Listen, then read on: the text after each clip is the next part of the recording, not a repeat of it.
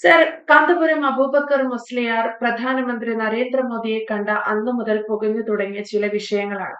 അതിനുശേഷം ഏറ്റവും ഒടുവിൽ അദ്ദേഹം പറഞ്ഞത് ഭാരതത്തിൽ മുസ്ലിങ്ങൾക്ക് യാതൊരു പ്രശ്നവുമില്ല എന്നാണ്. എനിക്ക് തോന്നുന്നത് കാന്തപുരം പൊതുവെ മുസ്ലിങ്ങളെ ഭാരതത്തിൽ ഒരു ഇരയായി ചിത്രീകരിക്കാൻ ആഗ്രഹിക്കുന്നില്ല എന്നതാണ്. ഈ കഴിഞ്ഞ കുറച്ചു ദിവസങ്ങളിലുള്ള അദ്ദേഹത്തിന്റെ നിലപാട് അങ്ങനെയായിരുന്നു. പക്ഷേ എന്തുകൊണ്ടോ കാന്തപുരം പറഞ്ഞ അല്ലെങ്കിൽ അദ്ദേഹം എടുക്കുന്ന ചില നിലപാടുകൾ മറ്റാർക്കൊക്കെയോ ദഹിക്കാത്ത ഒരു കാഴ്ചയാണുള്ളത്. കാരണം അദ്ദേഹത്തിനെതിരായുള്ള ചില പ്രസ്താവനകളും നിലപാടുകളുമാണ് മുസ്ലിം ലീഗിൽ നിന്നുൾപ്പെടെ ഇപ്പോൾ പുറത്തു വരുന്നത്. എങ്ങനെ വിലയിരുത്താം? ഇതില് കാര്യമായിട്ട് നമുക്ക് വിലയിരുത്താൻ കഴിയുന്ന ഒരൊറ്റ കാര്യമേ ഉള്ളൂ. കാന്തപുരം ഉസ്താദ് ആണ് മുസ്ലിം സമുദായത്തിലെ ശരിയായ ആത്മാർത്ഥതയുള്ള ഒരു വ്യക്തി എന്ന് നമുക്ക് വളരെ നിസ്സാരമായിട്ട് അത് കണക്കാക്കാൻ സാധിക്കും. കാരണം അദ്ദേഹം ആ സമുദായത്തിന് വേണ്ട കാര്യങ്ങൾ, ഇവിടെ ഭരണം നടത്തുന്നവരെ ഭരണത്തിൽ നിന്ന് ഇറക്കി വിടാനൊന്നും പറ്റില്ലല്ലോ ലഹള കൂടിയാൽ. അപ്പോ ജനാധിപത്യ സംവിധാനത്തിൽ ഒരു ഭരണാധികാരി ഭരണത്തിൽ വന്നു കഴിഞ്ഞാൽ പിന്നെ ആ ജനാധിപത്യ മര്യാദയുണ്ട്, ആ ജനാധിപത്യത്തെ അംഗീകരിക്കുക എന്നുള്ളത്. അപ്പോ ആ അംഗീകാരമാണ് ആ ജനാധിപത്യ നേതാവിനെ ചെന്ന് കണ്ട് എന്തൊക്കെ പ്രശ്നങ്ങളുണ്ടോ അത് സംസാരിക്കുക എന്നുള്ള ഒരു സാമാന്യ മര്യാദ. അല്ലാതെ ജനാധിപത്യ രീതിയിൽ ഇന്ത്യയുടെ പ്രധാനമന്ത്രിയായി വന്ന ലോകരാജ്യങ്ങൾ ആരാധിക്കുന്ന വലിയ ഒരു സാമ്പത്തിക ശക്തിയുടെ അധിപനായ പ്രധാനമന്ത്രിയെ 24 മണിക്കൂർ ഇരുന്ന് തെറി പറയുക, ആ അദ്ദേഹത്തെ കാണാൻ ചെല്ലുന്നവരെയും തെറി പറയുക എന്ന കുറച്ച് ആളുകൾ കേരളത്തിൽ കുറച്ച് ദിവസങ്ങളായി, അതെല്ലാം ലിസ്റ്റഡാണ്. ഇപ്പോ ഓരോ പേരുകളും വളരെ എളുപ്പത്തിൽ സോഷ്യൽ മീഡിയ വഴിയും അല്ലാതെയും ശേഖരിച്ചു കൊണ്ടിരിക്കുകയാണ്. സത്യത്തിൽ കാന്തപുരം AP അബൂബക്കർ മുസ്ലിയാർ എന്താണ് ചെയ്തത്? അദ്ദേഹം ഇവിടുത്തെ സമുദായത്തിന് വേണ്ട കാര്യങ്ങൾ, എന്തൊക്കെ പ്രശ്നങ്ങളുണ്ടോ അത് ഓപ്പണായി സംസാരിച്ച്, അവർക്ക് ഓരോരുത്തർക്കും പലതരം പ്രശ്നങ്ങൾ കാണും, അത് അവിടെ ചെന്ന് അവതരിപ്പിക്കുമ്പോഴല്ലേ അത് അറിയുകയുള്ളൂ, അപ്പോഴല്ല അതിന് പരിഹാരം ഉണ്ടാവുകയുള്ളൂ.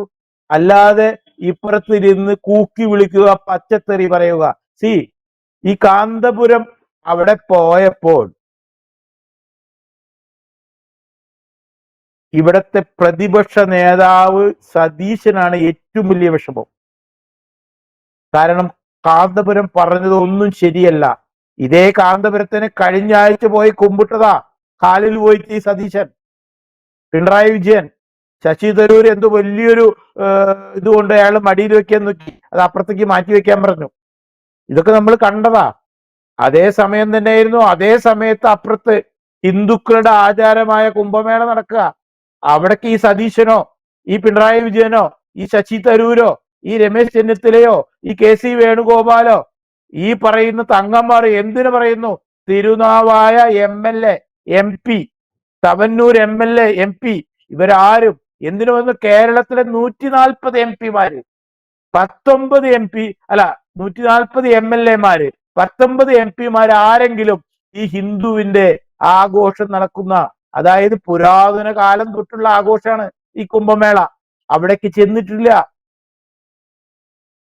ഈ AP മുസ്ലിയാരുടെ അവിടെ ഇവരൊക്കെ ഉന്തും തിരക്കായിട്ടാ കയറി ചെന്നത്.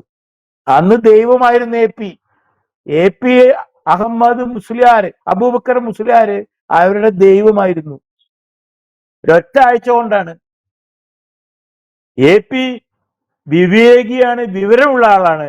അദ്ദേഹം ഈ സമുദായത്തിന് വേണ്ട പ്രശ്നങ്ങൾ, കാലങ്ങളായിട്ടുള്ള പ്രശ്നങ്ങൾ, അത് പരിഹരിക്കാൻ വേണ്ടി ഇന്ത്യയുടെ ജനാധിപത്യ രീതിയിൽ മഹാഭൂരിപക്ഷത്തിൽ ആ കസേരയിൽ ഇരിക്കുന്ന പ്രധാനമന്ത്രിയെ കാണാൻ പോയപ്പോ പിന്നെ സതീശനും പ്രശ്നമായി, പിണറായി വിജയന് പ്രശ്നമായി, മുസ്ലിം ലീഗിന് വലിയ പ്രശ്നമായി, പിന്നെ പറയേണ്ട ജമാഅത്ത് സിസ്റ്റം, എല്ലാവർക്കും എന്തിനു പറയുന്നു മുസ്ലിം സമുദായം അദ്ദേഹത്തെ പറയാണ്. അതായത് അദ്ദേഹമാണ് ഇന്ന് ഇന്ത്യയിലെ ഗ്രാൻഡ് മുഫ്തി ഓഫ് ഇന്ത്യ.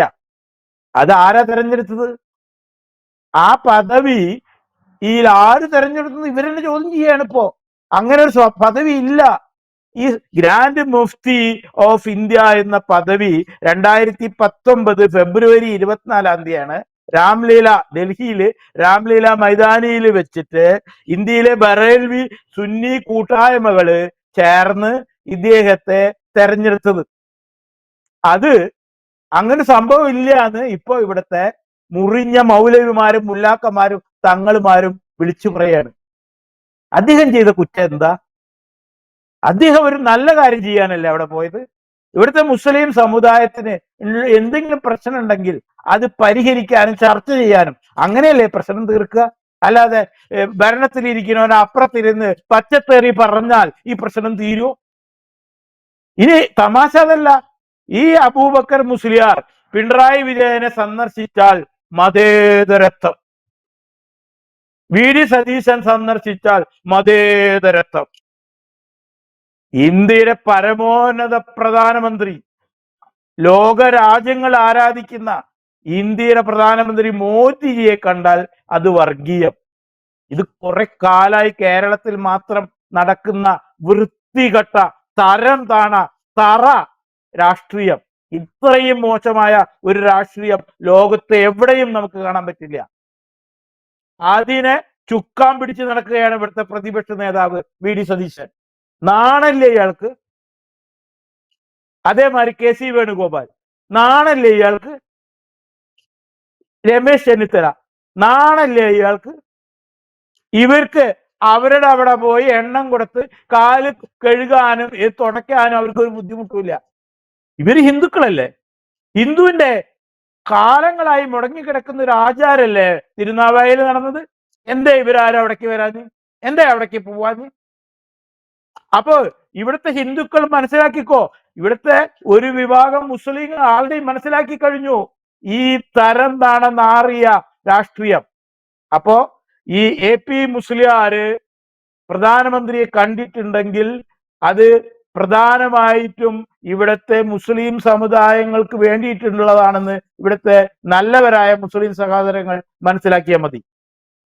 എന്തായാലും സാർ സൂചിപ്പിച്ചതുപോലെ കാന്തപുരവും പ്രധാനമന്ത്രി നരേന്ദ്രമോദിയും തമ്മിലുള്ള കൂടിക്കാഴ്ച കേരളത്തിലാണ് വലിയ ചർച്ചയായിരിക്കുന്നത്. കേരളത്തിലെ മുഖ്യമന്ത്രി പിണറായി വിജയനാണെങ്കിലും അതുപോലെ പ്രതിപക്ഷ നേതാവ് വി.ഡി. സതീശനാണെങ്കിലും കോൺഗ്രസിന്റെ ഭാഗത്തു നിന്ന് നേതാക്കളായ രമേശ് ചെന്നിത്തല, കെ.സി. വേണുഗോപാൽ ഉൾപ്പെടെയുള്ളവർ അതിനിശിതമായ വിമർശനമാണ് ഇതിൽ ഉന്നയിച്ചത്.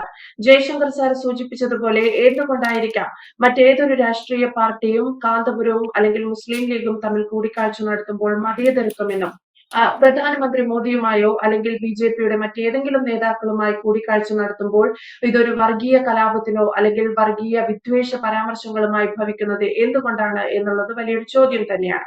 വ്യക്തമാണ്. Thank you sir. കൂടുതൽ വാർത്തകളും വിശേഷങ്ങളും നിങ്ങളിലേക്ക് എത്താൻ ABC മലയാളം സബ്സ്ക്രൈബ് ചെയ്യുക, ബെൽ ബട്ടണും അമർത്തുക.